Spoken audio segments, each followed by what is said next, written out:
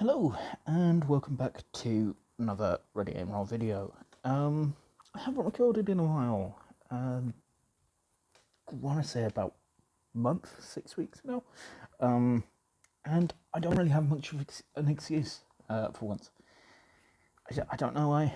I just haven't recorded anything. But changing that today. And I thought, since I've used this a couple times now, I should review Games Workshop's weird little tactical Tupperware, seeing as it seems like they've revealed one that is basically this and another one welded together. But yeah, I think they call this their Skirmish Case, even though I think the smallest case they do for their big games is also the Skirmish Case. I could be wrong on that, but I'm fairly sure this is also a Skirmish Case because it's meant for skirmish games like Kill Team, Blood Bowl, and what I use it for, Necromunda. So yeah, if you've never seen one of these before, it's very, very simple in terms of its design and construction. It isn't very involved, it's not too fancy, it's just two halves of this box, some rubber feet to stop it sliding around. As you can see here, I'm giving it a bit of oomph. You can see the camera shaking as I try and move it on the table. Let's see if I push the table against the radiator and try and move it. That's taken a bit of force to move, so that's, if you drop that on a table, it shouldn't be sliding around or anything like that. Yeah. I bought this from Games Workshop directly. It cost me £35, which I was a bit hesitant to do so at first. I think when this was first announced, there was a bit of healthy skepticism because it looked like one of those products that was just like, that doesn't look great, but also we already have a lot of stuff like it that works perfectly fine. What is this for? What is this product for, and who is it? Who would want this product? Is what I'm trying to say. And I very much sort of agreed with that sentiment. But I thought, I'm getting into Necromunda. I'm going down to my local hobby shop to play this game fairly regularly. And so I thought I'd pick it up and, see how it does. And I've taken it to 2 games now. My starter game and my first Eternal campaign game last week, rather. And yeah, so far, I think this is worth it. I think if you can get it from your local friendly game store, I think that would be better, because I think that most likely drop the price down close to 30, possibly even the other side of 30. But yeah, it has some pros and cons, and I'll get into that once we open it up. But I think overall it's worth it. So as you can see, it's got these sort of latches on it, which I imagine anyone who's ever had a packed lunchbox as a child, or if you've ever taken a Tupperware of dinner to work, you should be familiar with this sort of latch, and it works fairly well. Mine seems to work fairly well. It hasn't got loose on me yet, though I imagine, given that, like I say, it is just plastic, I imagine that could get loose over time and it might not hold on quite as well. But for now, it's doing well. And here's the interesting talking point that when this got shown off, everyone was like, what is going on with that? Yeah, it's an interesting design. It's an odd idea. It's basically a sheet of silicone nipples, just designed to interlock with the other half and your miniatures. And interestingly, you can sort of take it out. There we go. So there is a hole, weirdly enough, which is where that pokes through. I wouldn't recommend this. There we go. I wouldn't recommend doing that too often, because again, I imagine this, I want to say like latex, rubber-ish material. It's rubbery plastic. Probably wears out. Will probably lose its elasticity over time. So I wouldn't keep pulling this in and out all the time, but I think it's just interesting to show off. But yeah, you get this, and you would just put your minis down like I have done here. This, as I say, I bought this for Necromunda, because I think I looked at it and thought, ooh, that looks like it's a good size for Necromunda, and it is. Especially if you've got Orlocks, they're a good size. There's, this will hold most of your skirmish game miniatures. I think there's 18 minis in here at the moment. Yeah, 18, because it's the standard Orlock box and the expansion box that comes with the Wreckers and the Wreckers, the Arms Masters and the Dogs. So 18 minis in all in this box. Bearing in mind, you are probably almost never going to be running 18 minis in a game of Necromunda. So there's that. Which means if ever you find your collection expanding, you can take things out and move things around, which is fine. It just means that, say, if I were to buy, I don't know, an Ambot or some Servitor Ogren, I could take out the minis that I'm not using for that game, and I could put those in, and I think they still fit perfectly fine. And I'm fairly sure the Servitors and the Ambots are also plastic minis, so they'd be relatively safe in here. Which brings me on to my next point, in that this system holds on to minis, at least in my experience, relatively well.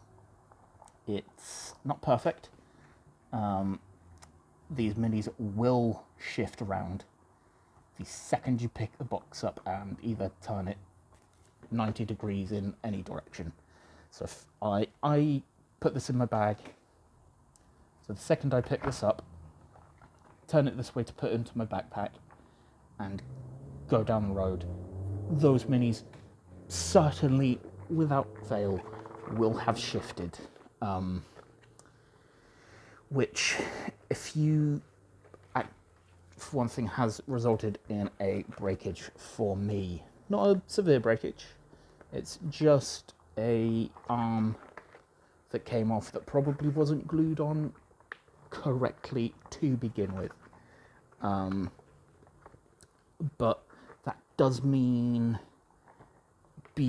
beyond the Games Workshop games, using this for Games Workshop games like Necromunda, Kill Team or Warcry, I do not know if I would trust this box. I I think you might get away with resin minis. You might get away with resin minis if you've got any star players for Blood Bowl, or you've got some of the Forge World exclusive Necromunda minis. I think you'd possibly get away with that. But if you are, say, playing Infinity, most of the infantry-sized models for that game are made of metal. I would not trust metal minis in this box, which is a shame because, again, this is a perfect-sized box for Infinity. If you wanted a box like this for Infinity, I would look elsewhere. I think you might get away with some of the boxes that they used to do. They used to do a small case for skirmish games as like a limited edition release for Warcry, and I think the Battle Honours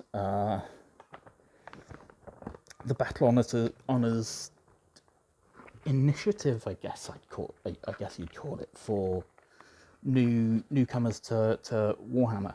I think that sort of size box would be good for Infinity, maybe.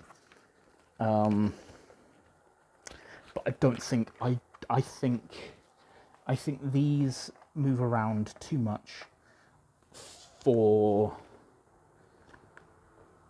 at least for me, to trust them in a box like this.